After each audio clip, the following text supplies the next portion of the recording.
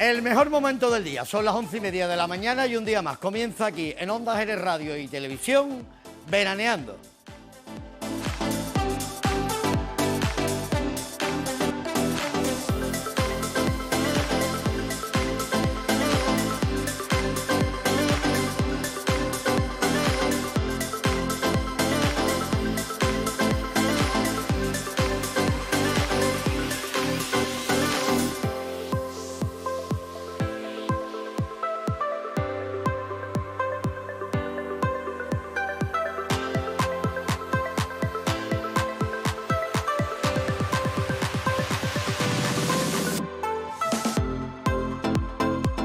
Se lo decimos todos los días, pero porque es verdad. Este momento en el que nos volvemos a encontrar y ustedes ponen la televisión y nos permiten entrar en sus casas es sin duda el momento más feliz del día. Un día más comienza aquí Veraneando, este programa de Onda Jerez Radio y Televisión que pretende informarles, entretenerles, pero sobre todo acompañarles y también refrescarles, porque vaya tela la que está cayendo. Pero bueno, para eso estamos aquí juntitos, ¿verdad? Para estar fresquitos y en verano.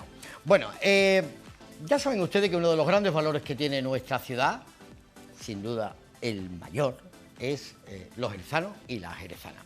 Personas que trabajan por una sociedad mejor y por una ciudad mucho más próspera. Y precisamente para ello tenemos a Isabel Armari. Isabel, bienvenida. Muchas gracias. Tú eres consultora estratégica en recursos humanos. Correcto. Y es que si decimos que el mejor patrimonio o mayor patrimonio que tiene la ciudad son los jerezanos y las jerezanas, cualquier empresa, el valor más en alza es el personal. Correcto. Y ahí entras tú. Correcto. La verdad es que sí, muchas gracias, muy contenta de estar aquí con todos vosotros. Encantado. Y además poder poner en alza lo que me dicen, ¿no? El valor de las personas en las organizaciones. Porque a veces cuando hablamos de empresas creemos que es un ente que se ha generado por generación espontánea, pero no. El alma de las empresas son las personas que las constituyen, que las dirigen, que trabajan día a día por ellas, y es no solo un recurso, sino es el alma mater, es el motor de la empresa que hay que saber cuidar, hay que saber valorar y hay que proteger para que la empresa pues haga lo que mejor sabe hacer, que es vender sus productos, generar los servicios y que lo haga con el equipo unido. Y eso tiene un método, una metodología y sobre todo tiene lo más importante, que es querer hacerlo. De entrada ha habido una serie de avances sociales en los que los derechos de los trabajadores se respetan, o al menos la ley está hecha para que se respeten los derechos de los trabajadores. Pero evidentemente nosotros tenemos que transmitir esa ilusión, esas ganas, ese proyecto personal que tenemos a todo el personal nuestro. Correcto. Para que lo hagan suyo, ¿no? Es así, es así. Después son nuestras manos, nuestra cara, exacto, nuestra voz. Exacto. En las empresas, normalmente la dirección de recursos humanos o la gestión de los equipos tradicionalmente se asocia a lo que es puramente la administración de personal, que es pues confeccionar las nóminas, distribuir las vacaciones, gestionar los permisos, todo lo que es administración, pero realmente es eso, administración de personal. Luego hay 4 pilares fundamentales en lo que entiendo, y ahí se basa mi metodología, que se tiene que basar la gestión de una empresa en cuanto a las personas que la conforman, que son 4 pilares que tienen que estar funcionando e interconectados entre ellos para que una empresa realmente funcione. El primero de ellos pues sería la organización, es decir, la estructura. La estructura responde a la pregunta ¿quiénes somos? Es decir, ¿quién compone mi empresa? ¿Quién ocupa cada lugar? ¿Quién está capacitado para ocupar determinados puestos? Esa es la estructura, ¿quién conforma la empresa? El segundo pilar, muy importante, responde a la pregunta de ¿cómo? Es decir, sería el pilar de los procesos. Ya sabemos quiénes somos, ahora cómo nos organizamos. Porque una empresa puede tener una estructura muy buena de personal, pero no tener procedimientos ni procesos, ni nadie saber qué es lo que tiene que hacer o cómo. Que a veces se da por hecho, pero cada empresa tiene su forma de funcionar, a veces muy informal, por la estructura, por el tamaño, pero conforme la empresa va creciendo, debe tener modelos formales, procedimientos para que sepamos cómo organizarnos. El tercer pilar, muy importante también, sería el cumplimiento normativo y serían los protocolos establecidos dentro de la propia empresa. ¿Por qué? Pues porque el cumplimiento normativo te da un marco de juego donde todos sabemos dónde estamos. Te da seguridad jurídica, no solo a la empresa, sino también a los trabajadores. Sabes cuáles son las reglas del juego Lo decías antes, tenemos un marco normativo muy importante en España que nos da esa seguridad. Tienes que aplicarlo, lógicamente, en la empresa, y luego están pues tus protocolos internos, pues el registro de jornada, que ya lo tenemos, el sistema de ausencia, los protocolos, por ejemplo, contra el acoso, el plan de igualdad. Todo eso va conformando una amalgama de cumplimiento normativo que nos da esa seguridad en ese tercer pilar. Y el cuarto pilar, que es el hilo conductor de absolutamente todo, que es el que es invisible y no le echamos mucha cuenta, pero es el liderazgo. El liderazgo y la gestión de equipo es lo que da forma a los tres pilares anteriores. Sin eso no existe nada, porque no existe motivación, no existe una gestión real de los equipos, sino que existe una mera administración. Yo insisto mucho en el liderazgo y en la gestión de equipo porque, como decía, es lo que es el hilo conductor invisible que lo reconduce todo. Un líder que sabe liderar a su equipo, y no hablo de jefes, hablo de líderes, porque los jefes normalmente dan órdenes, pero los líderes hacen que no tengan ni siquiera que dar esas órdenes, porque si tenemos los tres pilares fundamentales correctamente organizados y el líder sabe cómo tiene que transmitir esa motivación, hay una inercia, todo fluye. Claro. Entonces yo incido mucho en la formación dentro de las empresas, porque quizás las personas que ascienden son muy buenos técnicamente, pero quizás no tienen ese método o esas habilidades para poder dirigir equipos. Pues ahí entramos en la formación de equipo. Entonces, para mí estos son los cuatro pilares fundamentales con los que dirigir una empresa. Pero claro, tenemos que tener en cuenta que el liderazgo quizás no se aprenda. Ahí forma parte de la personalidad, el carisma de esa persona, la simpatía, el don de gente, ¿no? Sí. Pues mira, precisamente hay muchos que elegir estudios, a la persona perfecta. Correcto. Sí, bueno, sí, o más adecuada a lo que tú consideres que necesitas, ¿no?, en tu empresa. Hay muchos estudios al respecto sobre el liderazgo. Es verdad que hay quien dice que el líder nace. Sí, hay precisamente personas que nacen con ese don de carisma, de liderazgo, de motivar a la gente. Que no toda persona que sepa comunicar muy bien tiene por qué ser líder, porque a veces solo se queda ahí. Es decir, el líder no solo tiene que saber comunicar, tiene que tener una serie de habilidades con las que o tienes la suerte de nacer con todas o tienes que desarrollarlas y entrenarlas. ¿Y se puede desarrollar? Sí, se puede desarrollar. Si quieres, sí, pero tienes que tener, o sea, tienes que querer y tienes que entender para qué sirve el liderazgo que está por encima de ti. Porque como yo digo siempre, el liderazgo no es que tú sepas mandar más que nadie ni conseguir más logros que nadie. Un líder tiene que tener una serie de características que si no son innatas, que es lo preferible, ideal, pues entonces las entrena. Primero tienes que ser ecuánime, es decir, liderar a otras personas no es hacer lo que tú quieres, no es ser autoritario, no es que tu ego esté por encima del trabajo de los demás, ni querer imponer tus ideas porque pienses que eres brillante. Al contrario, tienes que rodearte de personas que sean más brillantes que tú en otras cosas que tú no sepas. Tienes Eso que es muy tener, importante, ¿no? Sí, sí. Además, una de las habilidades que ya no solo los líderes, yo creo que cualquier persona debe tener, y a mí me lo ha enseñado mi bagaje, porque he tenido la suerte de poder dirigir equipos, y yo siempre he hecho algo que creo que es fundamental, que es escuchar un 80% y hablar un 20%. Cuando tú escuchas, recoges muchísima información de personas que saben que están sobre el terreno, que son las que quizá trabajan en temas que tú no conoces, pero sobre los que tienes que decidir, y te permite tener la visión estratégica que debe de tener un líder para saber coordinar todo lo que sabe el equipo y tomar las decisiones acertadas. Querer de manera innata, estar rodeado de gente brillante para que te ilumine, que puede tener incluso un punto de egoísmo, pero al final repercute en el trabajo del equipo. Querer tener personas brillantes a nuestro alrededor, eso demuestra una inteligencia también, ¿no? De hecho, es uno de los signos más importantes de ser inteligente, no solo a nivel práctico para tu empresa, sino a nivel emocional, porque ya estás muy por encima de la inteligencia media. La inteligencia emocional ¿Es un problema de los importante. equipos, los egos personales?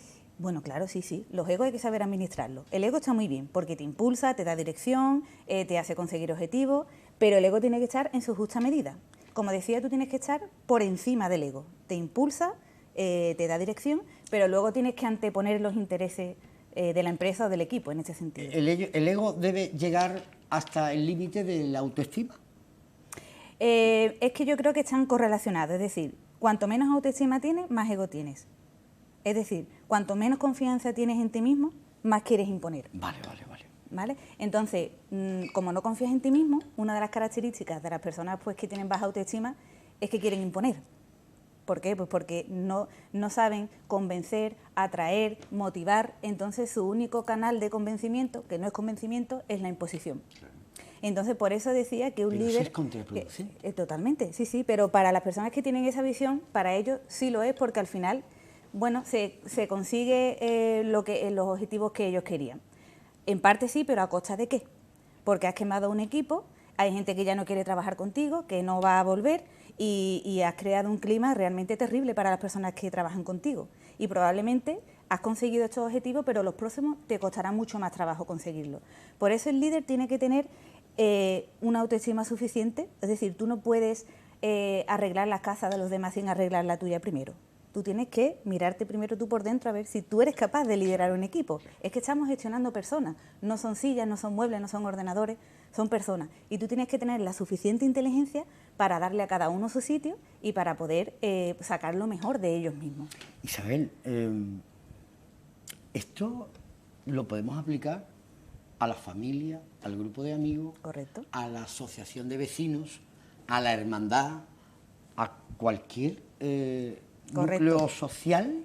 Todo grupo de personas donde haya más de una, hay problemas. Claro, no todo tiene o que hay ser gestiones que empresario, empleado, ¿no? Sino todo, que al fin y al esto es cabo, aplicable a muchos temas de la sociedad. Es decir, tú eres una persona y eres la misma persona en todos los ámbitos de tu vida, en empresa, en tu casa, en la asociación de vecinos. Entonces, tú lo aplicas a todo, o sea, las personas están en todo la sociedad. Yo, mira, a mí me gusta hacer una analogía que me gusta mucho en Jerez, que tenemos tradición cofrade. Sí. Me gusta asimilar mucho cómo se dirige una empresa a cómo llevamos un paso. Porque también están los 4 pilares fundamentales, no te creas tú que no. Lo puedes aplicar a cualquier ámbito de la vida. Es maravilloso el paralelismo, es increíble. Vamos, y además es que viene a lo que somos, a nuestra esencia, ¿no? Sí. ¿Cuál es la estructura de llevar un paso? ¿Cuál es la organización? Pues tu equipo de costaleros. Tú primero tienes que hacer que la igualdad, tú tienes que saber dónde va cada costalero. Que sería la selección de personal. Claro, sería qué persona tengo que poner en qué puesto. El más alto aquí, el más bajo aquí, el más fuerte aquí, porque tú tienes que llevar el paso igualado. Esa es nuestra estructura. Luego está el segundo pilar, que es el proceso, cómo damos los pasitos. Porque de aquí cada uno va, cada uno va como quiere. No, es que este paso, no, que chiquillo, que los pasos, claro. Los procesos es el segundo pilar. Luego está el tercero, que es el cumplimiento normativo. Ese hombre tendrá que llevar su costal bien puesto, su faja, unos zapatos adecuados, tendrá que cumplir con la normativa, ¿no? Pues también hay que cumplir con la normativa debajo de un paso. Y luego está el cuarto pilar, que es muy importante, que es el liderazgo, ese capataz, que es los ojos y la voz de los costaleros fuera del paso. El que le da el llamado y dice, todos para arriba. Y los costaleros se cuestionan algo, no, porque confían en él, porque transmite ese liderazgo, porque dice, ahora todos tenemos que ir para arriba y todos vamos para arriba. Ahora todos a la derecha, ahora todos a la izquierda, ahora viene la esquina que tenemos que cogerla doblada, ahora hemos ensayado, nos hemos preparado. Y ahí viene ese cuarto pilar, sin el que desde luego, si el capataz fuera un desastre, tú imagínate. Si la mitad no se fían del que tienen fuera, eso no prospera. Entonces, entendemos por qué es tan importante coordinar estos 4 pilares. No es solo que tú tengas muy buenos costaleros, porque tú puedes tener muy buenos costaleros, pero si el capataz es un desastre, ¿sabes dónde va? O puedes tener muy buenos costaleros, pero tienes a uno en un sitio que no le corresponde. Esa es la selección de personas. Sin embargo, una cuadrilla un poquito más endeblita, en el momento en el que hay un líder que los ordena, los iguala, ya la cosa cambia. Que si cambia, te saca mejores resultados. Es decir, tú tienes que intentar potenciarlo, o sea, nivelarlo todo. Pero si tú tienes un equipo con ganas, con fuerza, con habilidades para, y encima tienes un líder que los motiva, te hace la carrera del año. Claro. El paso está en el templo, en su hora, todos motivados y corriendo para hacer la siguiente carrera. Bueno, a los capataces y a los costaleros no les importa mucho el horario. Entonces sí, es aplicable. Es que al final cuando hablamos de recursos humanos, cuando hablamos de inteligencia emocional, cuando hablamos de habilidades de liderazgo, se aplica en todas y cada uno de los ámbitos de nuestra vida. Es muy importante. Es muy interesante todo esto, ¿eh? Porque es interesante. A nuestro alrededor, por eso hacía también, comparaba, ¿no?, con el grupo de amigos, con compañeros de trabajo, pero si te das cuenta, te pones a analizar un poquito y dices tú, me identifico con esto, me identifico con aquello, es verdad, aquí fallo, aquí me desenvuelvo bien. Eso también es importante, ¿no? Porque todo esto hay que tenerlo muy claro a la hora de emprender. Voy a montar una empresa. Esta formación sí, sí. Además, es importante. Además yo abogo mucho por... yo soy muy prevencionista. A mí me gusta prevenir más que curar cuando ya está la herida, que también se hace, ¿no? Pero me gusta prevenir. Entonces, un empresario que va a emprender, una persona emprendedora que va a montar su negocio, tiene que pensar cómo va a emprender para vender su producto o comercializarlo o vender su servicio, que es, digamos, el objetivo o el fin de la empresa, pero también con qué cuenta para hacerlo. Y si vas a contar con personas, tú tienes que saber gestionar esas personas, que son las que va a sacar el máximo rendimiento de tu empresa. Entonces, tú tienes que saber primero qué puestos son los que tú necesitas, qué puestos vas a necesitar y qué perfiles necesitas en esos puestos. Para eso tienes que hacer un buen análisis de los puestos, que es qué requisitos necesita cada puesto, y una buena descripción de puesto, es decir, qué persona, con las habilidades y formación que tiene, etcétera, se adapta a los puestos que yo tengo. Y luego saber, si ya una empresa está en crecimiento, prever qué plantilla vas a necesitar y quién va a estar en esos sitios. ¿Qué es un error que se comete muchas veces? Pues que a veces las empresas contratan cuando están creciendo pues por urgencia. Me hace falta X personas, ya. Y a lo mejor han metido una persona pues que no se adecua a lo que ellos necesitan. Porque a lo mejor necesitan un perfil para una empresa pues que a lo mejor su crecimiento es menor, esa persona no va a tener el desarrollo que ella espera, o quizás las tareas que va a hacer están por encima de lo que ella espera o por debajo. Entonces tienes que adaptar muy bien el perfil a lo que tú necesitas y así no nos frustramos ninguno. ¿Qué ocurre? Que como se contrata por urgencia y además basándose solo y exclusivamente en el presupuesto, es decir, tú primero dices, tengo tanto dinero, pues contrato esto. Pues así no. Es decir, si tú tienes una necesidad que te cuesta 10, pues entonces tendrás que pensar si te conviene invertir en esos 10. Y quizá habrá que tener siempre muy en cuenta que el gasto de personal, más que un gasto, es una inversión. Correcto, exacto. Y además es una inversión que se multiplica y tiene una capacidad de multiplicarse que es infinita. Porque al final tú compras pues un ordenador, compras material fungible, compras mesas, sillas y te dan lo que te dan. Pero una persona, si tú la valoras y le das el reconocimiento que necesita, le das el salario que le corresponde, está a gusto en tu empresa, esa persona se va a comprometer porque el compromiso con la empresa, la lealtad bien entendida, que esa es otra cosa que también es una cuestión que a veces se confunde, sí. Pero la lealtad a los principios, a la empresa, el compromiso contigo, con el trabajo que realiza la empresa, eso a veces va incluso fuera del salario, ¿no? Y se consigue de otra forma, que es cuando incluso la persona pues se siente a gusto en la empresa y su capacidad de crecimiento es pues la que uno quiere darle. Muchas veces se me antoja que incluso el salario, que es importante y tiene que estar ajustado a la ley, por supuestísimo, pero no es tan importante. Muchas veces el que la persona se sienta útil, se sienta valorada, exacto. Esa es la verdadera inversión que hay que hacer, ¿no? De hecho, respetando ese principio mínimo de que hay que pagar lo que corresponde, realmente los salarios, si tú te mueves más o menos dentro del mismo puesto, la banda o lo que tú vas a ganar en una u otra empresa, la diferencia no es altísima.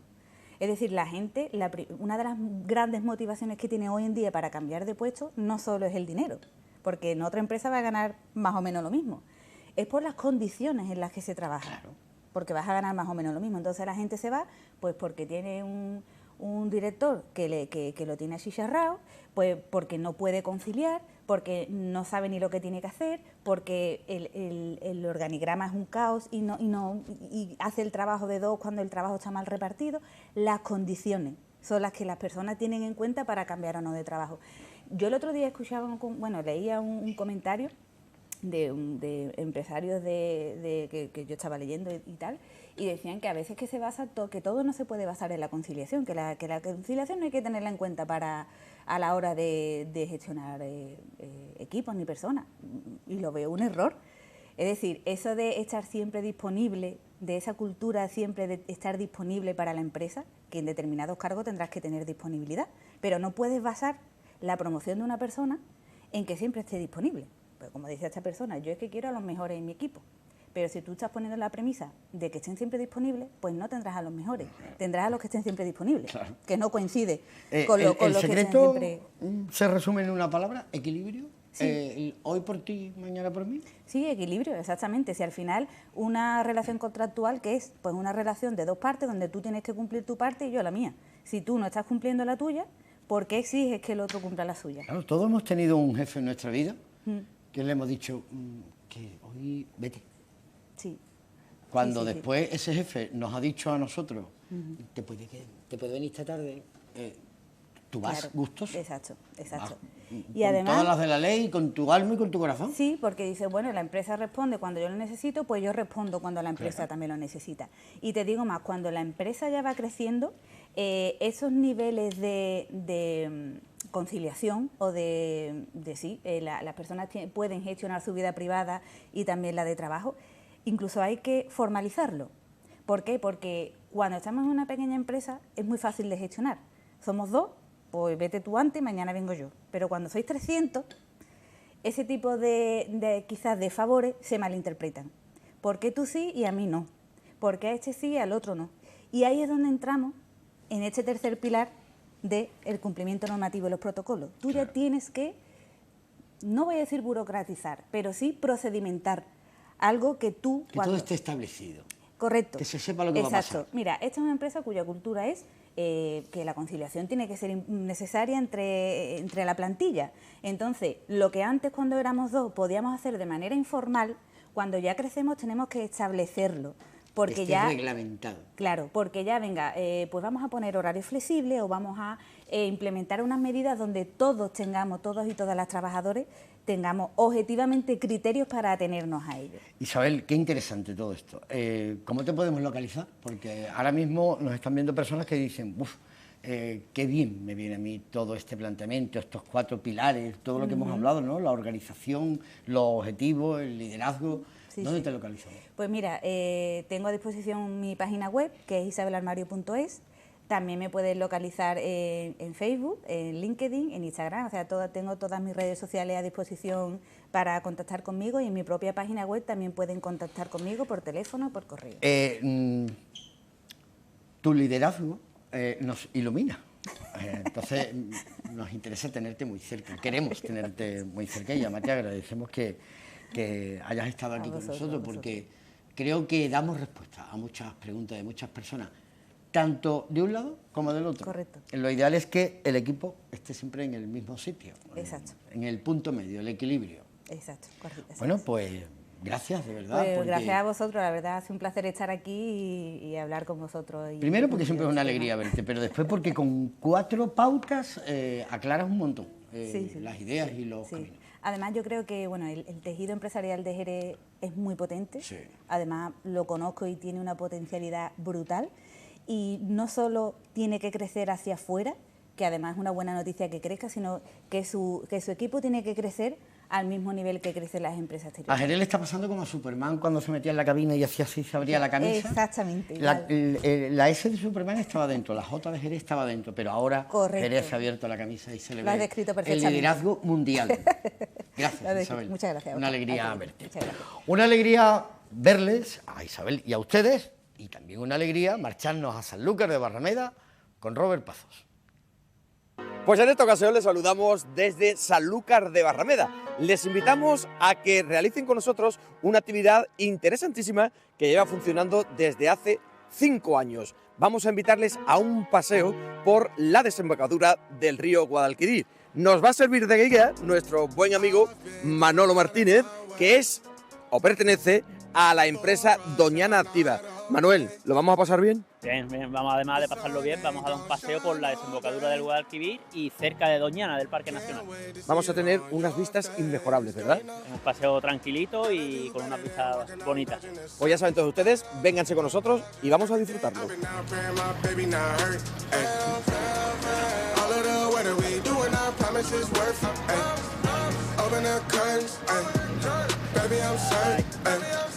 I want it all, we come in, it's a coupe, and we gon' bring it right back.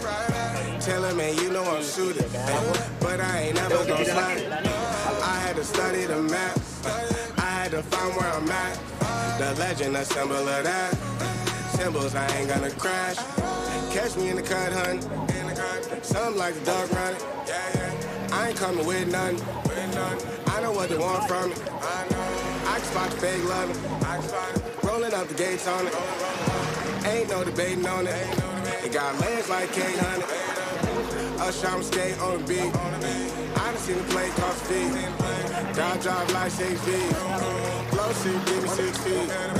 Mountain climbing out of hit a peak, but snow in my seat, it ain't the same no more. Life is everything but the beach, like a chain, I'm a lean with your lady for sure. Gotta do better than... Bueno, Manuel, esto realmente es una auténtica maravilla. O sea, hemos dicho anteriormente que lleváis 5 años realizando esta actividad. ¿Y de qué forma surge? ¿Con qué objetivo? Pues aquí en la playa de Sanlúcar siempre hemos estado con los kayaks, haciendo rutas en kayak, haciendo rutas en la marisma con todoterreno, y había un tipo de cliente que no le gusta montar el kayak, y aquí se puede montar cualquiera, de una familia con una abuela y un niño. Entonces era algo que la gente pedía y vamos, funciona. O sea, que esta es una pequeña travesía, llamémosle familiar. Sí, se puede hacer de una pareja, un grupo de amigos, una travesía familiar, ¿no? Con niños y con abuelos. Manuel, y en esta travesía, ¿qué es lo que llama más poderosamente la atención de las personas que la realizan? Pues mira, tenemos justo enfrente, tenemos Parque Nacional de Doñana, todas las zonas de arena. Vemos también la punta de Malandar, que es donde el Guadalquivir se abre ya al Atlántico, y también vamos río arriba a navegar entre el Parque Nacional que tenemos en la orilla de Huelva y el Parque Natural que tenemos en la orilla de Cádiz, en la orilla de Sanlúcar. ¿Cuánto dura la travesía? Sobre 1 hora. 1 hora.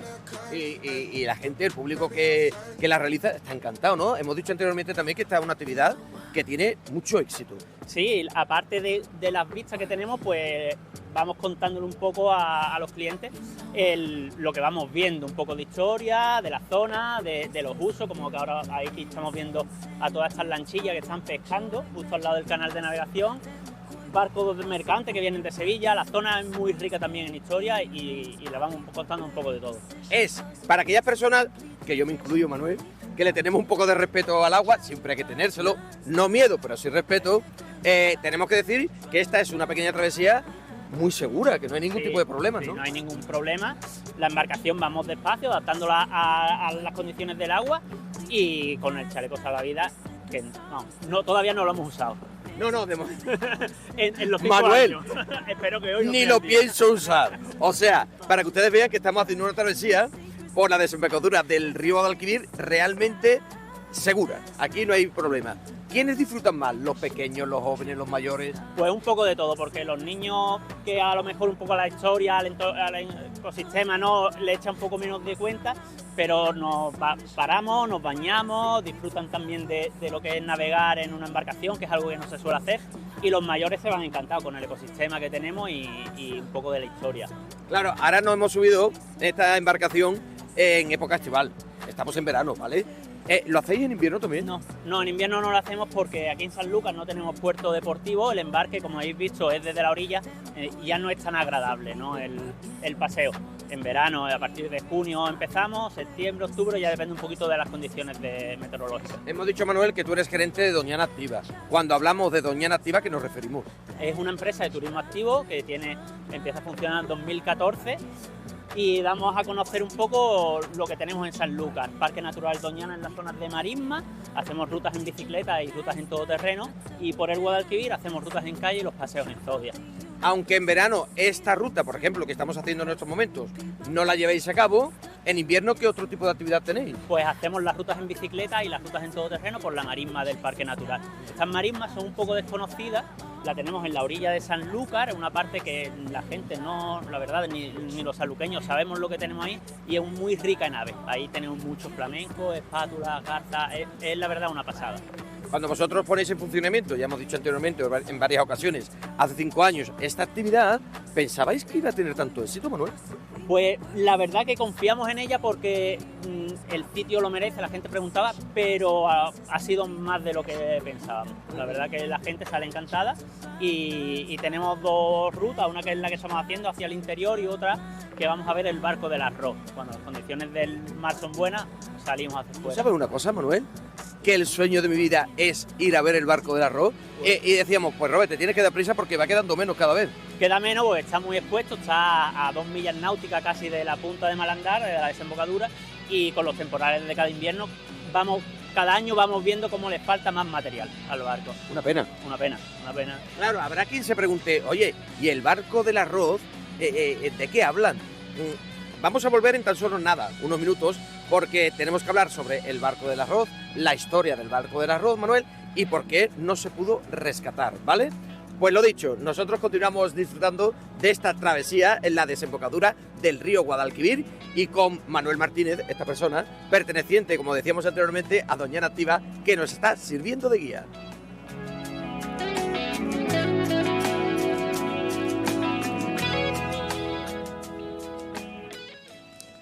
Bueno, el plan es absolutamente perfecto.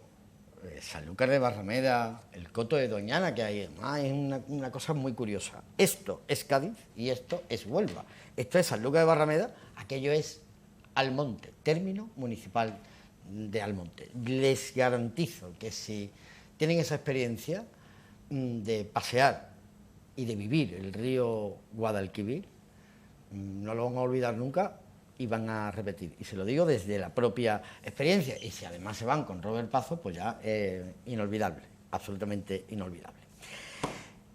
Inolvidable son algunos momentos de nuestra vida. Y la paz mental nos ayuda, men sana incorpore sano. La paz mental nos ayuda a ser muchísimo más felices y a estar mejor con nosotros mismos. Una de las vías para llegar precisamente a eso, a esa paz mental, es el yoga. Y tenemos con nosotros a Estela Iglesias. Bienvenida. Buenas tardes. Qué lujazo tenerte con nosotros. Muchas gracias, igualmente. Mira, si te parece bien, vamos a recibir a Chari Jiménez Claro. En plató. Nos vamos a ir a publicidad, que ahora, un poco de broma, hemos estado llamando, con motivo del Mundial, hemos estado llamando pausa de hidratación. Nos vamos a publicidad porque hablar de yoga contigo es muy interesante y necesitamos nuestro tiempo. ¿Te parece? Muy bien, me parece muy bien. Bueno, pues nos vamos a publicidad aquí en Veraneando y enseguida volvemos para la paz mental.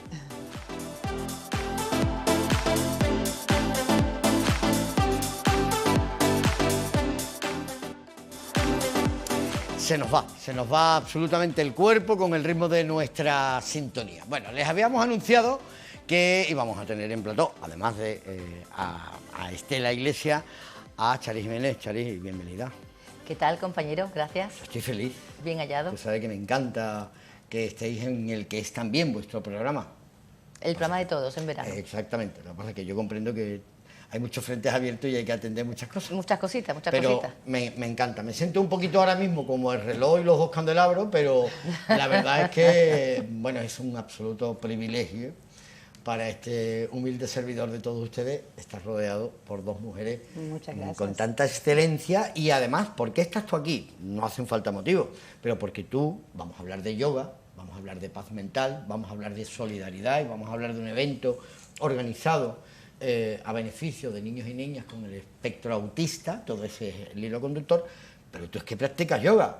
Claro, yo es que justamente he empezado a practicar, bueno, a recibir clases de yoga terapéutico además, con una compañera suya que al final iba a venir pero no ha podido venir. No ha podido. Pilar Valencia, te esperamos por aquí, ¿eh? Y estoy encantada, Óscar, es muy recomendable. Por muchísimos motivos. Primero, porque a partir de cierta edad, que bueno, si fuera Robert diría que yo soy muy joven todavía, pero hay que practicar cosas. Total, que a partir de ciertas edades, sobre todo las mujeres con la perimenopausia, la menopausia y todo esto, es fundamental que la musculatura no se pierda, tener fuerza, moverse, estar activo. Bueno, pero todo eso lo va a explicar ella mucho mejor. Yo voy a proponer una cosa. A ver. ¿Vale? Vamos a convencer a las personas que no creen en el yoga, vamos a convencerlas. Porque participar de un evento, me guste o no me guste el yoga, participar de un evento que va a beneficio de niños con espectro, niños y niñas con espectro autista, pues miren ustedes, no cabe duda. Aunque no me guste el menudo, voy al menudo solidario por tal ayuda. Pero habrá muchas personas que digan, el yoga. Convencerme entre las dos, ya que las dos vivís en el mundo del yoga. Bueno, convencerte para que empieces a practicar Claro. yoga, para que creas en el yoga. Pues tienes que tomar la decisión de probar una clase para empezar. Bien. Eso es fundamental. Y hay distintos estilos y hay diferentes profesores, entonces te pasa como en todo. Quizás necesites encontrar tu profesor o tu estilo, que seguramente pasará, hasta que tú digas, pues mira, ahora sí empiezo a creer o a practicar yoga. Porque, Estela, ¿podemos decir que hay un yoga para cada necesidad o para cada persona? Bueno, no sé si un yoga para cada... El yoga es yoga. Bien. Es una cima a la que se puede llegar por diferentes caminos, digamos, ¿no? Puede ser de una forma muy individualizada terapéuticamente hablando, puede ser en grupo, puede ser a través de la solidaridad, porque al fin y al cabo la cima sería encontrar ese bienestar. Ese bienestar que todos encontramos o queremos encontrar cuando estamos más en paz, más tranquilos, la mente más calmada, más relajada. Y creo que el yoga es una herramienta fundamental y principal para ello, más allá del estilo, más allá del camino que cojas hacia la cima. Porque, Chari, desde tu propia experiencia, cuando la paz mental llega, el cuerpo lo nota. Claro, es lo que dice ella, hacer ejercicios para tu bienestar. Es una forma, o sea, ahora hoy en día nos cuidamos mucho la nutrición, la alimentación, te dicen que hay que hacer ejercicio, pero ¿y la mente? ¿Y las emociones? ¿Cómo se gestiona eso? Que nunca nos han enseñado desde pequeñitos. Y ahora más que nunca, cuando ya tenemos una edad que tú quieres buscar ese equilibrio en todos los sentidos, la mente es fundamental. Al cuerpo le damos de comer comida no procesada, mucha fruta, mucha verdura, producto de proximidad. ¿Qué hay que darle de comer a la mente? Pues buenas compañías. Porque a veces creemos que las compañías buenas vienen de afuera y resulta que las malas compañías ya están dentro. Pensamientos que por ahí torturan, ¿no? Esos son malas compañías. Pensamientos de creer que no vales para esto, para lo otro, malas compañías. Y si eso está todo el día, las 24 horas, repitiéndose constantemente como una lavadora que está ahí, dale que te dale, imagínate tú cómo terminamos al final de un día. Porque el peor enemigo está dentro. ¿Somos nosotros mismos el peor enemigo? No podría asegurarlo si el peor enemigo está dentro, pero sí que puede aparecer un enemigo y bastante duro de roer, digamos. Si conscientemente no estás atento a que está ahí y le dices, no, aquí no, pues no te quiero, no eres un amigo. A nosotros nos preocupa mucho, ¿verdad, Chari? Aquellas personas que nos ven, que siempre decimos, queremos sobre todo acompañarle. Esas personas que están solas en su casa, porque están encerradas en sí mismas. ¿Cómo se abre esa puerta de la mente para que las personas salgamos de donde estamos? En principio, lo que te decía a ti antes, cómo empieza cuándo se enciende esa luz o cómo se da ese primer paso. Pero el yoga es una buena llave. Para mí sí, por supuesto. De hecho, bienestar y solidaridad, como vengo a este programa justamente a demostrar un poco eso, ¿no? Que se pueden ir de la mano. O sea, cuando tú buscas tu bienestar propio, en cuanto a calmar mente, en cuanto a tomar pensamientos y actitudes en la vida que te hacen sentir más en equilibrio o mejor contigo mismo, como más asociado a la generosidad, a la bondad, al no ser egoísta, etcétera, etcétera, etcétera, las malas compañías que decía antes, pues entonces ahí comienza el primer paso, lo das ahí, en tomar una actitud, decir quiero hacer, y después busca las herramientas. No solo el yoga es la única herramienta, evidentemente yo te voy a hablar del yoga, o Chari te puede hablar hoy del yoga, pero hay muchas herramientas. Por ejemplo, Chari, ¿cómo llegó a tomar la decisión de decir esta puede ser una herramienta? Pues mira, yo llegué al yoga por recomendaciones médicas porque tengo problemas de contracturas. Tú fíjate por dónde llegué. Y es cierto que es fundamental ejercitar tu musculatura, tu cuerpo, tus órganos internos, que si no te das cuenta, pero también los mueves gracias al yoga. Y la verdad es que es fundamental para tener una vida plena, sana, sentirte bien. Y hay una cosa muy importante para dar ese paso, como dice la profesora, que es querer. O sea, yo quiero estar bien. La otra opción es decir, tengo contracturas, tengo ya una edad y esto ya es lo que me queda. No. Que es lo que, bueno, antiguamente yo se lo escuchaba en casa. Mi abuela, mi madre, esas cosas, gracias a Dios, han avanzado mucho. Sí. No, yo quiero estar bien. Y de eso te puede decir ya mucho. Sí, sí, sí. Y esa paz mental que hablabas, esa persona que está encerrada en su casa que mencionabas antes, seguramente paz mental no tiene, aunque esté sola, aunque nadie, digamos, que cierre la puerta y diga aquí no entra nadie que yo no quiera. Pero volviendo a lo anterior, sigue teniendo malas compañías, aunque no entre nadie por esa puerta, porque su mente está asociada a ello, a escuchar a quien realmente un pensamiento que no es apropiado para estar del lado que está. Pero por eso te decía antes, el enemigo está dentro. Muchas veces somos nosotros. Pero no el peor. Vale, Claro. de la puntualización. Eso es lo que yo mencionaba, que no el peor, o sea, que es un enemigo que a veces lo sabe camuflarse tan bien que ni te das cuenta que puede ser un enemigo. Porque es civilino. Claro. Bien. A mí me parece súper interesante. Ya me Tú están tienes que entrando- apuntarte a yoga. Eso, ya me Le están estaba entrando ganas de hacer preguntando yoga. De llegar a ese punto zen. El punto zen sería... Bueno, el O es- punto, o el es un zen, mito. digamos, no se refiere al yoga exactamente, es un estado, ¿no?, en el que puedes estar en equilibrio. Es un estado en el que puedes estar sintiendo que eres consciente de lo que está pasando sin involucrarte ni en lo bonito ni en lo no bonito. Es decir, estás ahí, como en el medio, en el centro, diciendo, estoy aquí viviendo la experiencia y ni me alegro un montón por aquello, ni tampoco me entristezco un montón por lo otro. O sea, estoy ahí viviendo cómo puedo resolver esto, ¿no? Me Es un parece... estado de conciencia muy, muy interesante que no logramos llegar porque tenemos estos aquí, dale, que te dale. Me parece de personas muy inteligentes practicar yoga. Hay que tener una capacidad mental y una inteligencia. Hay que estar preparado. Me parece súper interesante. Es un proceso, sinceramente lo es. Sí. Desde que das el primer paso y ves que eso es para ti, porque dices, aquí estoy, ¿no? Esto es lo que yo necesitaba, pues ahí empieza. Me da la impresión, desde el desconocimiento, de que es una inteligencia que todo el mundo tiene, es una capacidad que todo el mundo tiene, pero que hace falta personas como vosotras Entrenar. que Hace falta entrenar. conduzcan esa energía, ¿no? Porque al final somos energía. Exacto. Sócrates lo dijo, el conocimiento está dentro. Ahora hay que ver cómo Hay que vamos abrir la recuperando tapadera. la capacidad de explorarlo, ¿no? Una Hemos cosa estado- muy buena, Óscar, una cosa muy buena que además tú me vas a entender, es cómo te afectan las cosas a partir de tú estar en clase de yoga. Porque todos los días tenemos todos problemas, historias, pero realmente tú analizas y dices, bueno, ¿qué es un problema? ¿Que me eche una bronca a mi jefe? Bueno, eso no es nada.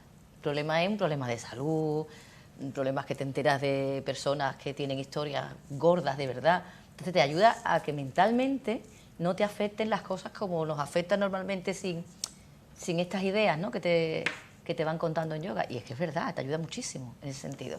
El equilibrio al final es uno de los secretos Y la paz. para la vida, claro. Mental. Está claro. Hemos estado viendo el cartel de este evento solidario que vamos a tener por el mes de septiembre, pero es bueno que ya lo vayamos contando. Buenísimo. Cuéntanos, porque va a ser un evento en el que vamos a colaborar con... tú nos vas a dar todos los detalles. Sí. Con niños y niñas con espectro autista. Sí. Ya, de entrada, ya no hay excusa. Vamos, pase lo que pase y se haga lo que se haga. Pero cuéntanos, ¿qué día, dónde y qué actividades Vale. vamos a poder disfrutar? Bueno, este evento nace justamente de lo que hablábamos recién, de que si tú, o sea, el yoga de por sí para mí es solidario. Es decir, si tú estás queriendo estar bien tú, lo que vas a transmitir a tu entorno es eso. O sea que estás siendo solidario, porque tú dices, yo quiero estar bien, porque sí, porque lo necesito, pero además esto se va a reflejar en los demás. Entonces de ahí nace esta idea, ¿no? De decir, bueno, ¿por qué no? Si estamos reflejando, ¿no?, todo esto de querer estar bien y que el entorno también lo esté, pues ¿por qué no vamos un paso más y podemos incluso ayudar a crecer, ¿no?, a entidades como, en este caso, Afines, Eso. que es una asociación que es de familias que ayuda a sus hijos, niños y niñas con necesidades especiales y dificultades neurodivergentes. Entonces, la idea también nace porque yo, bueno, pues tengo un sobrino en la distancia y no por ello eso no me impide ver las necesidades que pueden tener las familias como la mía, de allí en Uruguay. Uruguay, Sí, exactamente. Uruguay. Y entonces digo, bueno, ¿por qué no hacer algo para ayudar con esto del yoga, con la solidaridad que representa para mí, ¿no?, el de expresarme a través del bienestar, y que las personas que vayan y hagan yoga ese día, en esta jornada, que es el día 19, de septiembre. De septiembre. En Jerez, en el pabellón de deportes en Chapín. En Chapín. Sí, allí estaremos haciendo una jornada, una media jornada sería desde las 9:30 de la mañana hasta las 14:30. Y la idea es que todas estas personas que, como hablábamos antes, que quizás no conozcan el yoga, que quizás no saben muy bien de qué se trata, ¿no? Que sea el yoga el que congregue y diga, pues mira, esto es el yoga, mira, aquí tienes este profesor, aquí tienes esta modalidad, aquí tienes este estilo. Lo que nombraba al principio, que por ahí, bueno, te da para elegir, ¿no? Y pagan una entrada de 10 euros y en esa entrada lo que hacen es estar ayudando y apoyando a los niños y niñas de esta asociación de afines y ese dinero va íntegramente para ellos, el dinero de esa jornada, completamente. A mí me parece que es una oportunidad única, Chari, porque hay una solidaridad doble. Estamos ayudando a los niños y niñas con un espectro autista, 10 euros, que eso vale... Dos nada. cafés. 2 cafés valen 10 euros. Hoy día casi 2 cafés. Pero también hay una solidaridad, hay una generosidad de aquellas personas que tienen experiencia en el yoga, de hacernos conocer a los que no lo conocemos. Y quién sabe si esta es la puerta que necesitamos, La llave que nuestra decíamos vida antes. se abriera. Sí, puede ser. parece Darle una visibilidad, ¿no? De alguna manera también, que a través de esta actividad, de esta disciplina, se pueda decir, ay, mira, a partir de ese lugar, de ese momento, yo ahora empiezo a buscar mi profesor, mi estilo, porque lo que dice Chari, porque llegó el momento. Sería genial. Sobre todo probar. Probar. Probar para mí, el primer paso, como te decía a ti antes, el primer paso para mí es ir a probar una clase. Claro, a ti te recomiendan, tu médico te recomienda que para el tema de las contracturas musculares practiques yoga y lo practicas. Y lo practico y me encanta. Yoga terapéutico. Terapéutico. En el caso, claro, porque tengo dolencias, pues, para ayudarme a estar mejor. Y bueno, eso de relajar, además, eso tú escuchas esa frase de relaja cuerpo y mente, ¿no? Que es una frase muy, es más verdad que verdad, es súper necesario y como insisto, te ayuda muchísimo a todo.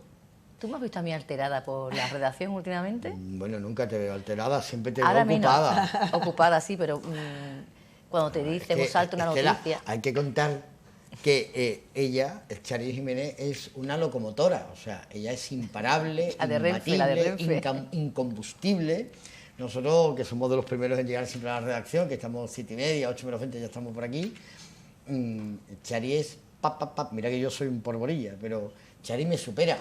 Además, Que siempre todo el mundo vas es por igual. delante de todo el mundo. Todo el mundo es igual. O sea, Aquí tú no le se para. dices, mira, que ayer se cayó un ladrillo de la fachada de no sé dónde. Y dice, sí, tengo aquí la foto, la información, el protagonista. Ya lo dimos ayer, ¿no? Bueno, qué maravilla. Por eso es tan importante rodearnos, como hemos estado hablando antes, de gente brillante que nos ilumine. Y yo ahora mismo tengo calor porque tengo aquí 2 focos que me están iluminando de una manera que, bueno... Por eso es tan importante, después de toda la vorágine nuestra del día a día, relajar cuerpo y mente. Sí. Y desconectar. Pero te quiero comentar algo, lo que has dicho recién, Chari.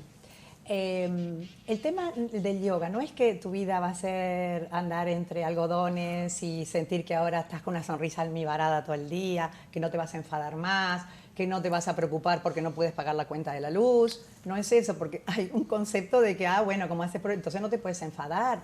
Nosotras que nos dedicamos a dar clases de yoga, la gente muchas veces nos ve como, ay, no, tú no te enfadarás nunca, ¿no? Claro. Pues nos enfadamos, lloramos, nos pagamos cuentas. Claro. El tema es que todo eso que sería como que empiezan a aparecer las malas compañías porque empiezas a crecer en eso de qué mal que estoy, cómo me enfado, es que dure menos. Si te enfadas, vale, pero tú estás consciente de que ese enfado va a durar lo que tú quieres que dure, no que estés ahí enfadado sin darte cuenta. Tela, con la edad, cada vez nos preocupan menos determinadas historias, cada vez nos No lo enfadan sé. menos. las Yo he cosas. visto personas al revés, que con la edad se han ¿Sí? puesto peores. Bueno, ¿qué va? Se ¿Verdad? acentúan, Nosotros no. se Hay acentúan veces- las virtudes y los sí. defectos con las Nosotros edades. Yo sí, a veces veo que hay gente que digo, mira, fíjate con la edad que tiene y cómo se enfada peor que antes. Pero sí es verdad que practicando yoga, tú, lo que yo te saco por mí, ¿vale? Por mi experiencia. Un enfado que a lo mejor a las 9 de la mañana me duraba todo el día, Ahora a las 9 empieza el enfado y a las 9:15 digo, vamos a ver, ¿yo me voy a joder el día por esto? No. Y hasta así, y la mente pasa página. Nos tenemos que marchar a Sanlúcar de nuevo con Robert Pazos. Que nos vamos, nos vamos. Yo me quedaría aquí todo el día. Pero voy a hacer un resumen de esta conversación que hemos tenido. Vale, ¿no? Había un chiste por ahí que decía, he aprendido a decir estupendo, estupendo. Lo que pasa es que no puedo terminar de contar el chiste porque estamos en televisión. Estupendo. ¿Tú qué dices? Yo, estupendo, estupendo. Bueno, pues a ver si estupendo, estupendo con el yoga. Nos vemos el 19 de septiembre.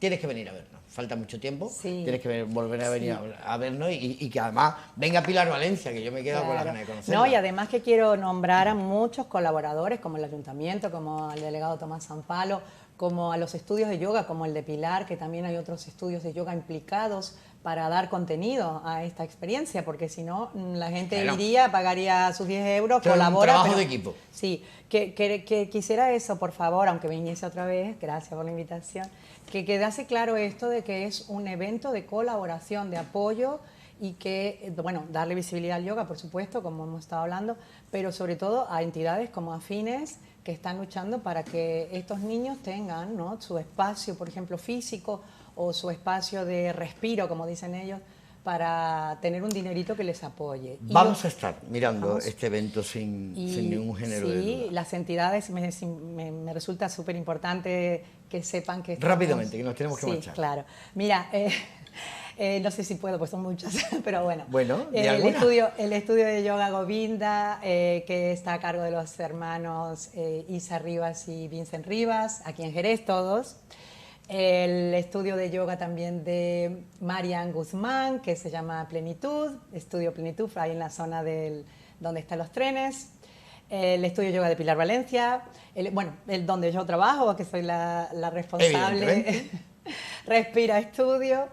Pilar Valencia, que es en Plaza Madrid. En Plaza Madrid, claro, por supuesto. Y tengo que decir que es de las poquitas que he encontrado que tenía yoga terapéutico en verano por la tarde. Sí, que hay que bueno, decirlo. os voy a decir una cosa. Voy a necesitar yoga porque nuestra realizadora, te estamos estresando. Marga, me está diciendo que nos tenemos que ir con Robert, que nos está Tengo esperando. que nombrar una persona Venga, también. por favor. Pepe Soto. Hombre, siempre. Pepe Soto, sin él, yo no me hubiera animado, la verdad, a hacer una persona todo. que está tocando las teclas de un piano maravilloso que se llama Solidaridad en Jerez. Total. Y eso fue lo que a mí también me dio del Quiero motor. que se queden cosas en el tintero para que venga de nuevo. Sí, para porque que vuelva. mira, me quedan cosas. No me lo cuentes todo porque yo quiero que tú vuelvas. Pues ¿vale? nada, listo. Bueno, gracias, Estela. Por favor. No sé si te vas a quedar conmigo el resto del programa o te tienes que marchar a hacer tus miles de cosas, pero vamos a hacer lo siguiente. En modo zen, nos vamos de nuevo a Sanlúcar de Barrameda con Robert Pazos. Pues volvemos. Ya saben todos ustedes que estamos haciendo esta maravillosa travesía por la desembocadura del río Guadalquivir. Manuel nos acompaña. Estamos disfrutando de lo lindo, Manuel. Sí, ahora hemos llegado al puerto de Bonanza, es el puerto pesquero de la ciudad y es un puerto importante, es el segundo más importante de Andalucía y el tercero de España. Está Vigo y La Cristina y después está Sanlúcar. Ahora mismo está un poco con pocos barcos porque están todos faenando. Ajá. Hemos dicho anteriormente que íbamos a hablar en esta conexión sobre el barco del arroz. ¿Qué es el barco del arroz? Porque habrá gente que diga, oye, yo he oído hablar de la historia del barco del arroz, está más perdido que el barco del arroz, el dicho que estamos acostumbrados a escuchar, el barco del arroz. ¿Qué pasó con el barco del arroz? El barco del arroz, hay mucha leyenda, hay mucho mito al lado del barco, que aquí le decimos el barco del arroz. Es un barco que en el año 1994 encalla contra el Bajo del Picacho. Está a unas 2 millas, como hemos dicho antes, de ahí de la punta de Malandar, y es una zona de bajo fondo, mucha piedra, y este barco, lo que parece que es la versión oficial, rompió, estaba fondeado frente a las costas de Chipiona, esperando para subir al puerto de Sevilla, rompió el ancla con un temporal de sur y el viento lo llevó contra el Bajo del Picacho. Avería en la máquina, tal, que no pudo arrancar y no pudo pues recuperar la posición. Ahí empieza la leyenda, dicen que él era un barco viejo y que el armado lo dejó perder. Dicen también que el problema fue que el arroz que llevaba se infló y reventó el barco. Dicen, yo no sé. Ahí hablan eso, de que el barco, porque realmente lo que vemos hoy es la popa y la proa, es lo que queda. En medio no hay nada del barco. Y hay gente que dice eso, que el arroz se infló, pero bueno, para inflar el romper el hierro, no creo que esta sea la versión. Bueno, hay otra versión que dice, yo es que he escuchado muchas versiones del barco del arroz, que se infla el arroz, una banda de ratas aparece en el barco, que sería imposible porque estaba bajo agua, y se come prácticamente todo lo que es la base del barco. El barco estaba sobre piedra, porque aunque esté ahí a más de 4 kilómetros, está sobre piedra encallado, y el barco realmente no llegó a estar nunca sumergido. Ahora ya no estuvo sumergido, no. Por eso aparecieron las ratas. Estaba sobre piedra, depende de la marea, 1 metro de agua, no sé justo la zona que marca allí. Ahora sí que está casi sumergido porque como con los temporales se ha ido destrozando, cuando sube la marea casi que no se ve. Bien, y ahora en estos momentos, Manuel, ¿qué podemos ver del barco del arroz? ¿Qué queda? Pues mira, queda la proa, tiene mucho hierro que se ve, y la popa, que está un poco más, se volcó y está más metida en el agua, pues la corrosión ha hecho su papel y los temporales de poniente le azota a las olas y pues la popa queda menos. Oye, debe ser impresionante, ¿no?, verlo de cerca. Es impresionante porque estás ahí un poco en medio de nada. De la nada. Que la costa ya queda un poquito lejos y hay un barco que está sobre piedra, ¿no? Y hay que tener cuidado al navegar por esa zona porque puedes pegar incluso con estas zodias que no tenemos mucho calado con esta embarcación. ¿Te puedes pegar? Puedes pegar en bajo fondo. La zona de aquí de la desembocadura del Guadalquivir es una zona que siempre ha sido temida por los navegantes porque hasta que no se hizo el canal de navegación nuevo a final de los años 70 era muy complicado entrar por aquí. En Sanlúcar se creó la primera corporación de prácticos de España. Era porque la carrera de India, los barcos que venían cargados de América, se hundían mucho al entrar en Sanlúcar. Entonces profesionalizaron la... O sea, que aquellas personas que quieran ver de cerca el barco del arroz se tienen que dar prisa, prácticamente, ¿no? Porque queda poco, 1 año, 2, 3, ¿no? Claro, y yo creo que es un atractivo turístico más en Sanlúcar de Barrameda, ¿no? O sea, visitar lo que es el barco del arroz. Ahora ya un poco menos llamativo porque no lo vemos mucho, ya queda poco, pero hace unos años que se veía toda la estructura por arriba, mirabas al horizonte en la puesta de sol y era muy característico de Sanlúcar. Todo el mundo nos decía, no, el barco del arroz, porque se veía muy bien. Impresionante.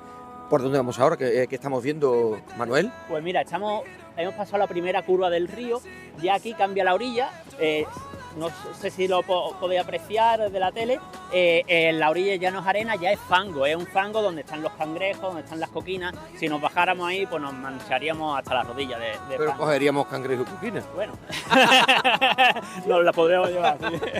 Y ya a partir de un poquito más adelante, que vemos las montañas blancas de sal. Son las salinas, ¿no? Las salinas, exactamente, y ahí empieza el Parque Natural de Doñana en la orilla de Sanlúcar. El Guadalquivir nos separa Doñana en dos, la parte derecha es Parque Natural y la parte izquierda, la orilla izquierda, es Parque Nacional. ¿Qué le llama más la atención al público que asiste a esta actividad? ¿Divisar el Parque Nacional de Doñana o mirar hacia Sanlúcar de Barrameda? La verdad que es un poco todo, ¿no? Porque ahora ya cuando vayamos de vuelta vamos a ver Sanlúcar, la ciudad, una vista un poco diferente que tenemos de Sanlúcar con los dos barrios, el Castillo de Santiago, la Iglesia de la O, la Merced que también se ve. Es una vista que incluso sanluqueño no está acostumbrado a ver. Manuel, normalmente el público que hace esta travesía, ¿convertís su estancia en algo interactivo? Quiero decir, suelen preguntar por qué se interesan. Sí, la verdad que además para nosotros también es más fácil el trabajo cuando el cliente nos pregunta, nos cuenta también de su zona. La verdad que es una visita un poco, como dices, interactiva, ¿no? El cliente interactúa con nosotros y nosotros pues vamos también contándole en función de las inquietudes, ¿no?, del cliente. ¿Hacia dónde nos vamos a ir ahora? Pues ahora vamos a acercarnos al Poblado de la Plancha, un poblado de antiguos trabajadores. Pues al Poblado de la Plancha nos vamos a marchar, nos vamos a acercar con esta lancha, pero en tan solo unos minutos. El tiempo de que ustedes vayan a la nevera, tomen un vasito de agua porque hace calor y volvamos desde Sanlúcar de Barrameda. Qué maravilla, ¿verdad? Cómo estamos rodeados de gente maravillosa y de unos lugares verdaderamente increíbles. La Salina, otro sitio muy interesante también para visitar en Sanlúcar de Barrameda. Si es que no hacen falta excusas para venir a esta trilogía que tenemos en el marco de Jerez, Jerez, un lugar privilegiado junto con Sanlúcar y el puerto de Santa María. Gracias, Robert. Bueno, Jerez tiene su propia historia, como todos los pueblos. En el momento en el que escarbamos un poquito, o excavamos, que son dos maneras de decirlo, una más de niño y otra más de adulto, en el momento en el que excavamos empezamos a ver que los jerezanos estamos aquí desde tiempo inmemorial, por eso tenemos la solera que tenemos los jerezanos y las jerezanas. Francisco Barrio Nuevo, hola, bienvenido, hola, Museo Arqueológico, sí. Además con un cartel súper fresquito, claro, porque no podemos asociar ni muchísimo menos un museo arqueológico con algo serio, aburrido, sino todo lo contrario, y precisamente todos esos talleres que se han estado desarrollando en el mes de julio están siendo un éxito, pero los que habéis preparado para el mes de agosto llevan más o menos... Vienen igual de cargaditos. ¿En qué consisten precisamente? Tenemos 3 tipos de actividades, una dedicada al público de menor edad, son los talleres infantiles, y cubrimos todos los aspectos de la historia de Jerez, desde la prehistoria hasta la época medieval, ¿no? Por un lado, eso dedicado a los más pequeños, los talleres infantiles. Luego tenemos otras actividades dedicadas a un público ya adulto, que son visitas teatralizadas, también muy dinámicas, muy divertidas. Cada una es en horario distinto, ¿no? Los talleres de los niños son todos los jueves por la mañana, y las de los adultos para las visitas teatralizadas son los viernes por la noche, ¿no? ¿Visitas teatralizadas al museo? Al museo. Qué divertido, ¿no? Es compartir la historia, las vitrinas, ¿no? Ese material es muy bien tratado por el grupo Ida y Vuelta, un grupo de teatro, ¿no? Sí. que lo hace muy bien, son también historiadores, y es con todo el rigor histórico hacernos pasar una velada lo más divertida posible, ¿no? Porque... Claro, pero esto lo que hace es envolverte en la historia, ponerte en un contexto como si lo estuvieras viviendo, ¿no? Sí, exactamente, de eso se trata, y en este caso es el tránsito entre la época islámica y el Jerez cristiano, entonces intervienen tanto personajes andalusíes como personajes ya de época cristiana, ¿no? Y además en un ambiente muy lúdico y muy divertido, gastando bromas, ¿no? La gente se lo pasa muy bien, pero además todo lo que se dice es lo más real posible, lo más verídico, basado en la historia de Jerez. Pues si te parece, Francisco, nosotros que nos vamos a marchar un momentito a publicidad, pero vamos a seguir hablándoles de otro de los grandes atractivos que tiene Jerez, como es el Museo Arqueológico.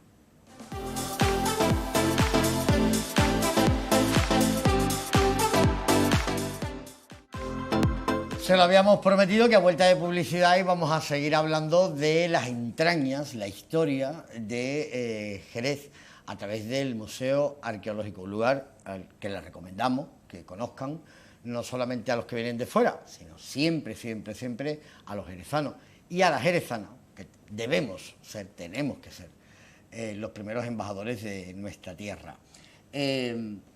El Museo Arqueológico de Jerez, y vamos a seguir hablando de las actividades que se están desarrollando en este verano, es un referente. Fuimos pioneros también en el tema de la arqueología a nivel de España.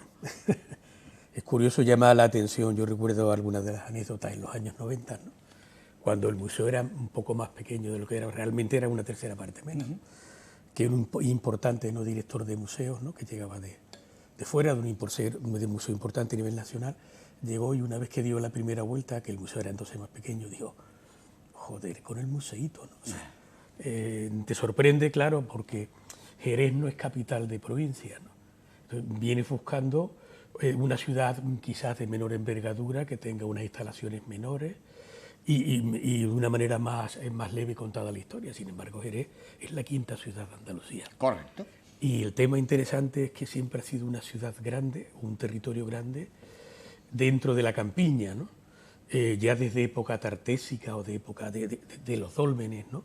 Jerez siempre contó con un núcleo de población importante. En este caso, la particularidad del término de Jerez o de la ciudad de Jerez, de su historia, es que parte de su historia, de la más antigua, hay que contarla en mesas de asta, en asta regia, ¿no? El equivalente de asta regia en época antigua es igual que hoy día Jerez con respecto a Cádiz, ¿no? Son dos ciudades importantes en un territorio inmediato, cada una con unas funciones un poquito distintas, ¿no? Cádiz, evidentemente, el área más comercial o más administrativa como capital de provincia, pero el auge, bueno, el ímpetu económico, comercial, empresarial de Jerez es impresionante, ¿no? Pues eso ocurría también en época antigua, en época de Tartesos, en época fenicia, estaba ahí la Cádiz fenicia, pero estaba el Cádiz fenicio porque comerciaban con los tartesios que estaban en mesas de Astarrias. Una población importante desde la antigüedad, Claro, con mucha riqueza, y entonces cuando hay mucha riqueza hay muchos excedentes y hay mucha gente viviendo y muchos restos. Entonces por eso Jerez tiene también un museo arqueológico importante, porque esta zona ha estado muy ocupada desde la antigüedad. Me parece un dato interesantísimo, Francisco, porque estamos diciendo por activa y por pasiva, porque es verdad que bueno, somos quinta ciudad de Andalucía, eso es un dato matemático, pero que estamos estratégicamente situados en la provincia de Cádiz, que las personas vienen, nos conocen y se vienen a vivir porque se dan cuenta de cómo estamos situados geográficamente. Esto que puede parecer un discurso de los que amamos Jerez profundamente, de una estrategia comercial o turística, no, esto es una realidad y tú lo estás poniendo sobre la mesa desde los orígenes. Desde los orígenes, es así. Es que el lugar que ocupamos en el mapa físicamente nos hace ser como somos, ¿no? Sí, desde hace mucho tiempo. El paisaje ha cambiado mucho también. Cádiz siempre ha estado ahí en la costa, pero Jerez tuvo playa también, ¿no? ¿Sí? Se habla de las playas de San Telmo, se habla de otras zonas, ¿no?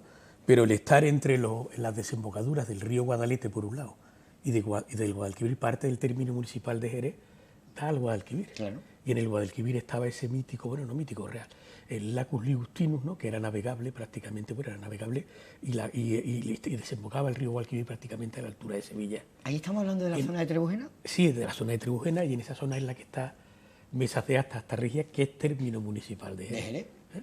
Y en la antigüedad tuvo playa ahí. Lo interesante de Astarrias es que los barcos podían entrar hasta los propios límites o el mismo pie de la ciudad, ¿no? Sí, ese paisaje ha cambiado mucho. Por el Guadalete. Puerto navegable. Por el Guadalete era también navegable hasta un poco más alto de la Cartuja, y explica otros yacimientos que no están en el término municipal de Jerez, que es el vecino Castillo de Doña Blanca, pero porque el Guadalete era navegable hasta tierra muy al interior, y eso ha permitido que sea una zona muy bien comunicada y con muchos yacimientos en línea de costa, que le permitía sacar los productos pues para todo el Mediterráneo. A mí me parece verdaderamente interesante y muy importante la labor que se realiza en el museo, el personal que está allí y toda la historia, la trayectoria arqueóloga que habéis venido desarrollando, porque le da sentido a todo, ¿no?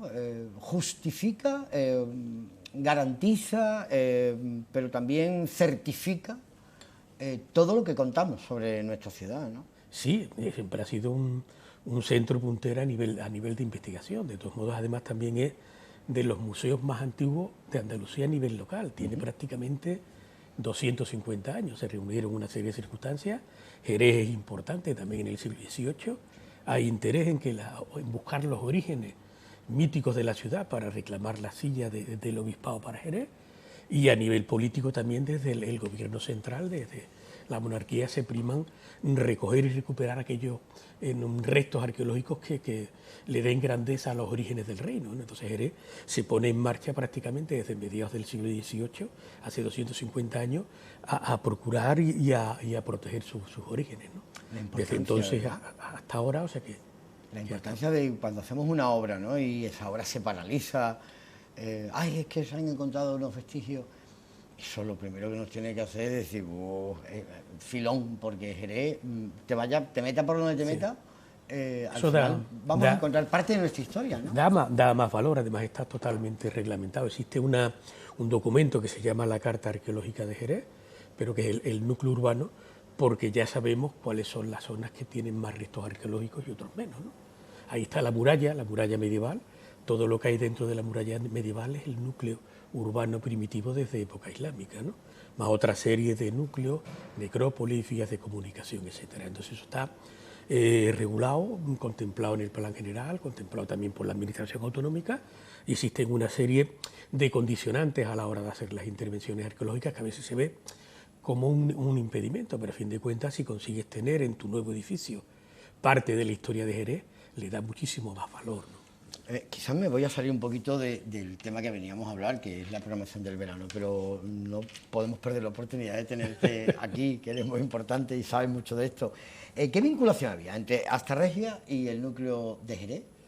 ¿Es Astarregia el inicio de Jerez? ¿Por qué hay dos? Sí, hay ya estudios antiguos, ¿no?, del antiguo director del museo, de este Guerrero, que hablaba de dos ciudades distintas. Durante mucho tiempo la investigación ha estado ahí, si una ciudad es el origen de la otra, ¿no? Pero realmente, claro, la ciudad antigua es Mesas de Asta. Astarregia está documentada en los textos clásicos desde época romana, está documentada a nivel arqueológico, y Jerez solo se documenta a nivel arqueológico a partir del siglo X después de Cristo, en época islámica, igual que las fuentes clásicas. Cuando se han hecho ya muchas intervenciones, se ha reclamado también para Jerez un origen romano, a partir de una serie de acuñaciones de monedas que hay, que es Seret o Serit, luego eso es otra polémica, pero hay poquitas, ¿no? Pero se han hecho ya muchas intervenciones arqueológicas en Jerez en época reciente, ¿no? Nosotros siempre ponemos el ejemplo de que es como un queso gruyère, ¿no? Se han hecho tantos agujeritos, ¿no?, tantas excavaciones, y lo que se ha documentado es la época islámica, llegando hasta los niveles naturales, hasta que ya no hay nada, hasta la tierra amarilla albariza que sustenta las viñas, ¿no? Y en ninguno de esos sondeos se documenta, bueno, lo que se documenta es la época medieval islámica, algún elemento romano, pero un elemento romano que es como cualquier cortijo o casa de campo que hay, o un alfar, pero no una trama urbana, y luego ya un asentamiento de la edad del cobre, de la época de los dólmenes, hace prácticamente 5.000 años. O sea que eso está muy documentado a nivel de centro histórico, esa ciudad antigua romana que a veces se ha intentado buscar en Jerez. Hay tal volumen ya de investigación arqueológica, tantos sondeos hechos, que prácticamente no le queda hueco, a menos que no estuviera en el centro histórico, que estuviera más para la zona de la barriada, pero están también estudiadas y ese tema no está. Jerez surge en época islámica, y lo que es todo el periodo antiguo, desde el Neolítico, desde hace 6.000, 7.000 años, vinculada a lo que es el río Guadalquivir y esa entrada de mar del lago Liutin, el asentamiento importante es Mesas de Asta, Astarregia, que tiene también además unos manantiales de agua que hasta en los tiempos de sequía está brotando allí el agua. Hasta una población de 5 o 7.000 habitantes pudo sostener Astarregia durante toda la antigüedad. ¿Por qué se abandona o se deja de habitar Mesas de Asta en un momento y se empieza a ocupar hasta Jerez, ¿no? Parece que está a fines del califato, dentro de época islámica, sufre dentro de esos momentos una serie de episodios bélicos que parece que la ciudad sufre bastante deterioro, y por otro lado las entradas del río Guadalquivir, que le habían permitido tener un puerto a los pies, empiezan a rellenarse de tierra, y ya a partir del siglo VI, VII después de Cristo parece que los barcos ya no entran. Eso unido a lo que es la organización política en época islámica durante el califato en Córdoba, parece que se prima un núcleo urbano nuevo, más cercano al califato de Córdoba, que era una ciudad antigua en los esteros del Guadalquivir. Y entonces en ese momento una ciudad reemplaza a la otra. Desde el siglo X hasta el siglo XIII después de Cristo ambas ciudades conviven, porque están en los textos, están los documentos arqueológicos, tanto en Mesas de Asta como en Jerez, ¿no? Pero ya a partir del siglo XIII la ciudad importante de toda la campiña, de toda la comarca de Jerez, es el Jerez actual. Esto es como, verás, a ver cómo te lo digo, ¿no? Más sabes, más quieres saber, ¿no? Siempre hay que saber. O sea. La arqueología es como una madeja de la que tú vas desenrollando, y como siempre va a haber alguna novedad, sí. Ya no puedes parar, ¿no? Sí, te haces unas preguntas, a veces obtienen respuestas y a veces plantean más preguntas. Claro. ¿no? Afortunadamente es un tema igual que todo hoy día en la sociedad. Técnicamente hay grandes avances, y lo que para antes, las preguntas eran antes más sencillas a la hora de buscar objetos, ¿no? De un tiempo concreto nada más. Esto que es una ciudad, hoy día nos preguntamos otra cosa, el medio ambiente, cómo comen, de dónde viene la población, y con excavaciones más reducidas, pero con mayor tipo de análisis, se obtiene una información mucho más enriquecedora cada vez, ¿no? Y lo que nos queda todavía por averiguar, o sea que eso es, cuantas más preguntas nos hagamos, más veces seguiremos investigando, ¿no? ¿Quedan muchas respuestas? Sí, muchísimas. O sea, pero muchísimas. quedan muchas cuestiones por responder. Quedan muchísimas, siempre. Siempre a todos los niveles, realmente, bueno, por un lado para la época antigua Astarregia, por otro lado para la época medieval, lo que es Jerez, muchas todavía, ¿no? Y sobre todo contar con esos elementos, poder conservarlos y que seamos capaces de transmitirlo a través de talleres del museo al resto de la sociedad, ¿no? O sea que una cosa es la investigación como tal, pero otra es la difusión. Y en este caso enlazo porque he hablado de talleres, he hablado de visitas teatralizadas, ¿no? Pero también tenemos el Jerez de Noche, que lo lleva el área de Patrimonio Histórico, y en agosto siguen otra serie de sesiones, ¿no? O sea que tenemos para los niños, los más pequeños, por la mañana en el museo, talleres muy divertidos y muy refrescantes. Por la tarde, los viernes, tarde y noche ya, esas visitas teatralizadas. No he dicho, los talleres infantiles los lleva el grupo Albanta, ¿sí? Las visitas teatralizadas, el grupo de ida y vuelta, también muy divertida. Y luego el Jerez de Noche en una visita por la zona del barrio de San Mateo, que también el punto de encuentro es en la misma puerta del museo en dos pases, ya en horario realmente nocturno, ¿no? Tanto a las 10 de la noche y a las 12. ¿no? Toda esta información está en la página web del museo. Julio ha sido un éxito completo y agosto va camino ya, porque son actividades con reserva previa para controlar un poquito. Las de agosto están prácticamente completas, pero quien se quiera animar todavía está a tiempo. Quedan algunas plazas todavía por cubrir. Las visitas nocturnas tienen que ser toda una aventura en vivo y en directo. En vivo y en directo, exactamente. Así son como tal, o sea, ver y contarte un especialista cada rincón, la plaza, la iglesia, la propia iglesia, la propia plaza del mercado, plaza de Belén, en ese entorno se mueve. Claro, tenemos que decir para aquellas personas que nos ven desde fuera de Jerez, que el Museo Arqueológico está enclavado en pleno barrio de San Mateo, en la plaza del mercado, una plaza que también ha recuperado el palacio. Bueno, es un lugar absolutamente idílico para pasar una noche envueltos en la historia de la quinta ciudad de Andalucía, pero hace ya mucho tiempo que estamos en el escalafón de arriba y los vestigios históricos lo acreditan. Francisco, nos tenemos que marchar. Gracias, porque la programación es súper interesante y está siendo un éxito en este mes de julio y así va a continuar en agosto. En agosto. Muchas gracias a vosotros por permitirnos hacer esta difusión. Hay algo muy estamos en verano y esto es más refrescante, pero luego seguimos el resto del año. Pero hay algo muy importante, la pasión que tú le pones y el personal del Museo Arqueológico, al que siempre hay que felicitar, porque verdaderamente nos engancháis a la historia de Jerez, que es la historia nuestra. Bueno, muchas gracias. Gracias de todo corazón. Bueno, hasta aquí veraneando hoy, pero saben ustedes que vamos a volver para acompañarles, informarles y refrescarles. Hasta entonces, sean por favor muy felices. Gracias. Lo más que te preguntaba era que si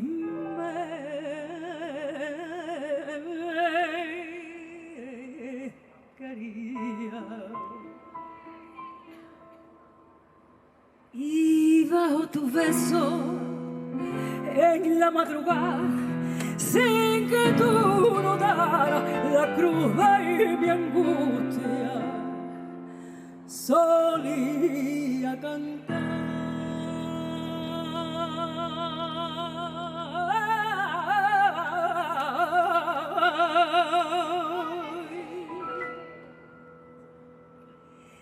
Te quiero.